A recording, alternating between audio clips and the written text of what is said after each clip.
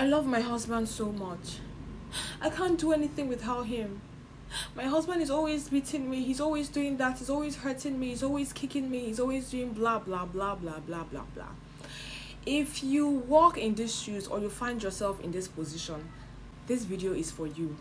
My name is Sandra McAnthony and you're watching Sandra Pod. Click the follow button, follow me, like this video, watch this video to the end, drop a comment, and of course on TikTok, by now you know you can give to my video. Yes, you can give to my videos if you like any of them. There are 4 ways to deal with domestic violence. The first is learning how to defend yourself. Yes, it is very important to learn how to defend yourself. Bullying a bully is, I think that's the fastest way to get a bully to stop bullying you. If you learn how to bully your bully, then I'm sure your bully will have a rethink and stop bullying you. But the flip side of this is that what happens when you defend yourself and your significant other still keeps bullying you?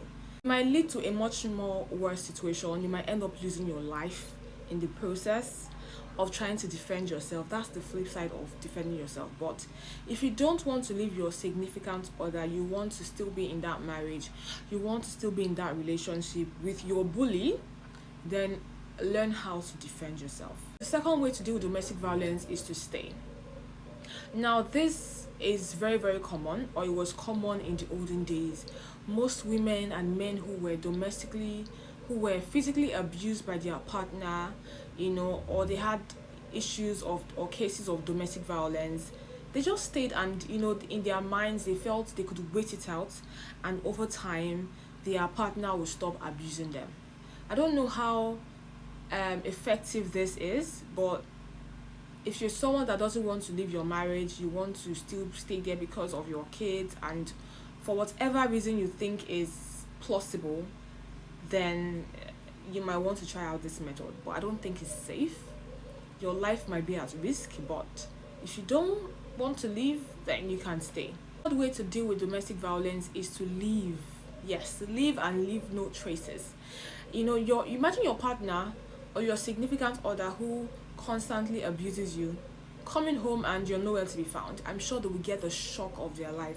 So if you don't want to lose your life, you love your life, you value your life so much, you value your family, because I'm sure I would like to think you know your family loves you. I'm sure everyone loves their family members and all of that, and you want to live long for them as well, then I think leaving is the safest thing to do.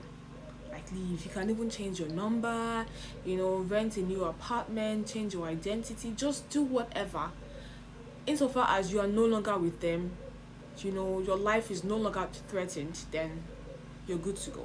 So if you don't want to be constantly assaulted, you're tired of being physically abused, domestically abused, then leave. That's the safest thing to do. The last but not the least is to report to the appropriate authorities. Now, I am sure no country condones violence in any form in relationships and all of that. So if you feel threatened, if you're abused in your relationship by your loved one, your significant other, then it's always good, or the best thing to do is to report to the appropriate authorities so that they can handle the issue and make sure that justice is served. And apart from justice getting served, it will also make sure that that person, your abuser, doesn't abuse someone else in future. Now imagine an abuser doing his time or her time in prison and all of that. I'm sure when they get out of prison, they will they'll be much more grounded, much more reformed, much more informed, and they will know that messing with people physically or emotionally is a no-no. So make sure you report to the appropriate authorities, starting with the police, and I'm sure there's so many non-governmental organizations that handle cases like this as well. All you need to do is to go with your facts and your evidence, and you are good to go. I'm sure you'll be able to get local support. Even if you don't have money, there are still people who will be moved by their conscience or out of pity to want to help you and support you in such a situation. So make sure you report to appropriate authorities. Until I see you next time, don't forget to follow, subscribe to my YouTube channel and turn on your notification bell so that when next I post another video, you will be the first to watch it. Have a lovely day. Bye bye.